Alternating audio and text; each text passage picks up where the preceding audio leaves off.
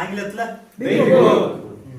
இந்த புத்தகத்துல நம்ம வழக்கமா பாக்குற விஷயங்கள் ஒரு முன்னுரை எடுத்து சொல்றேன்.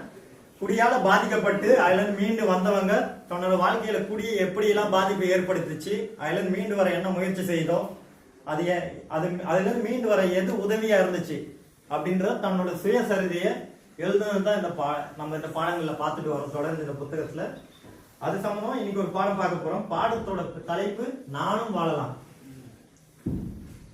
நானும் வாழலாம் அப்படின்னு அந்த பாடத்தை பார்க்க போறோம்.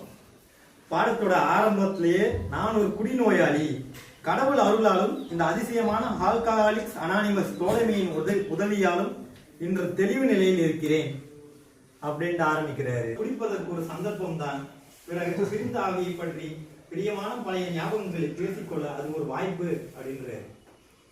ஏன்னா எப்போ சந்தோஷமான விஷயம்னாலும் துக்கமான விஷயம்னாலும் எது நடந்தாலும் அங்க முதல்ல மது பழக்கம் இருக்க அவங்க தேடுறது மது.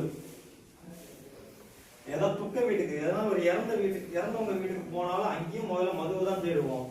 ஏன்னா ஒரு நல்ல விசேஷம் நடக்கிற சந்தோஷமான செயல் நடக்கிற விசேஷத்துக்கு போனாலும் அங்கேயும் மதுவை தான் தேடுவோம். அதுதான் எது நடந்தாலும் அங்க மது குடிக்க அது ஒரு வாய்ப்பு அப்படின்னு தான் தோணும். 1953ஆம் ஆண்டு என் 17ஆம் வயதில் அப்படின்ட்டு ஆரம்பிக்கிற இவரோட வாழ்க்கை. 1953 17 வயசு இருக்கப்போ இவர் இந்திய ராணுவத்துல சேர்றாரு. அங்கதான் மதுவை சீரியஸாக பயன்படுத்த துவங்கினேன் அப்படின்றாரு. இவர் 17 வயசுல ஆர்மிக்கு போயிருக்காரு.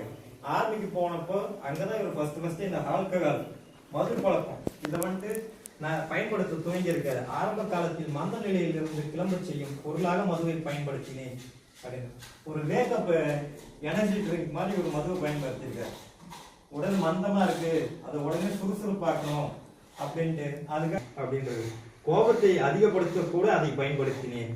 குடிபோதையில் இருக்கும்போது பிறருக்காக சண்டை போடுவதில் வாயில் நுரைத்தள்ளும் அளவு என்னை நானே முறுக்கேற்றுக் கொள்வேன் அப்படின்றாரு. கோபத்தை அதிகப்படுத்த மது குடிக்கிறப்போ பொதுவாக எப்படியும் நல்ல எண்ணங்கள் தோன்றாது. மது குடிச்சா எந்த சிந்தனையை யோசிக்கிறோமோ அது இன்னும் அளவுக்கு அதிகமா நம்ம கட்டுப்பாட்டை மீறி நம்மளோட புத்தி செயல்படுற நிலைமைக்கு கொண்டு போவோம்.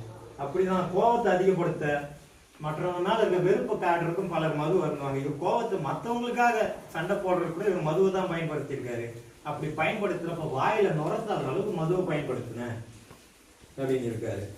ஆனா என்னுடைய சொந்த சண்டையானால் எனக்கு செய்யப்பட்ட அநியாயத்தை எதிர்த்து பாதுகாத்துக் கொள்ள வேண்டியிருக்கும். வழக்கமாக மனோ இடமில்லாத இனிய சுபாவம் காட்டி பின்வாங்கி விடுவேன்.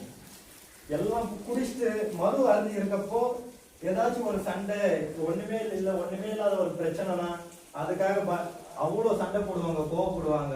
ஆனா அவங்களே அந்த மது அருந்தாதப்போ பார்த்தா குழந்தைய போல ரொம்ப பொறுமையா பேசுவாங்க. மது நல்ல குணம் இருக்கிறவனையும் சாத்தான போல அப்படி மாற்றும்.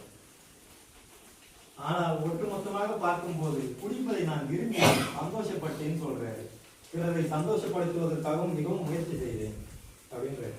ஆரம்பத்துல எல்லா பழக்கமும் ஆரம்பிக்கிறப்ப நல்லா இருக்க மாதிரி தெரியும், அதுதான் சந்தோஷத்தை கொடுக்கும். மற்றவங்களும் நம்ம கிட்ட அதான் விரும்புறாங்க. நம்ம அப்படி இருக்கப்பதான் மற்றவங்களுக்கு நம்மளை பிடிச்சதுன்னு தோணும்.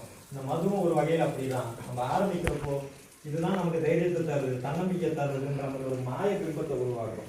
ஒரு பொய்யான நம்பிக்கை, நமக்கு இது குடிச்சா நமக்கு தன்னம்பிக்கை வருது, ஒரு தைரியம் வருது, நம்ம உடம்புக்கு தனியா ஒரு பலம் வருது அப்படின்ற ஒரு பொய்யான நம்பிக்கையை மது உருவாக்கும் எப்பயும்.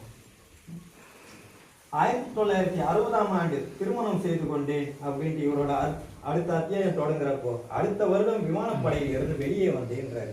53 17 வயசு இருக்கப்போ ராணுவத்துக்கு போன பணியில சேர்ந்த இவரு அங்க மதுவை பயன்படுத்த கத்துக்கிட்டு அதையே தொடர்ந்து ஒரு பழக்கமா எடுத்துக்கிறாரு. அப்படி பழக்கப்பட்டு வந்த இவரு 1960ல ராணுவத்துல இருந்தும் வெளியே அந்த பொறுப்புல இருந்தும் வெளியே வந்துடுறாரு. இந்த வருடங்களில் சமுதாய குடி என்று சொல்லப்படும் என் குடியினால் அதிகமாக எதுவும் ஏற்படவில்லை. எப்போதாவது ஒரு குடிவெறி சண்டை நடக்கும் அப்படின்றாரு. சமுதாய குடி அப்படின்னு குடிக்கிறதுக்கு பொதுவா 2 பேர் சொல்லுவோம், அக்கேஷனல் ட்ரிங்கர், சோஷியல் ட்ரிங்கர்னும். ஒன்று எப்பயாச்சும் குடிக்கிறவன், இன்னொன்று தினமும் குடிக்கிறவன் தான் முடியும். அதை குணப்படுத்த முடியாது. அதுக்காக காலம் ஃபுல்லாக தொடர்ந்து நம்ம அதுக்காக பயிற்சி எடுத்து அதுக்கான வழிமுறைகளை பின்பற்றணுமோ அதே போல இந்த மது குடிக்கிறதும் ஒரு குடி நோய் தான். இதையும் குணப்படுத்த முடியாது. கட்டுப்படுத்தி அதற்கான வழிமுறைகளை பின்பற்றினா மட்டும்தான் இந்த குடி நோயிலிருந்து வெளிப்பட மருதி மன பிரமை தோன்றும் சிலருக்கு. சிலருக்கு ஞாபக மருதி அதிகமா இருக்கும். உடல் பலவீனமாகும். வயிற்று உடல் உறுப்புகளோட கோளாறு, நரம்பு பிரச்சனைகள், மூளை பாதிப்பு இப்படி நிறைய வரும். அதுல இந்த ஞாபக மருதி ஆரம்பத்திலேயே வரக்கூடிய முக்கியமான ஒண்ணு. இவரோட முதல் ஞாபக மருதி ஒரு ஞாயிற்றுக்கிழமை ஈஸ்டர் அன்று வந்திருக்கு. அன்னைக்கு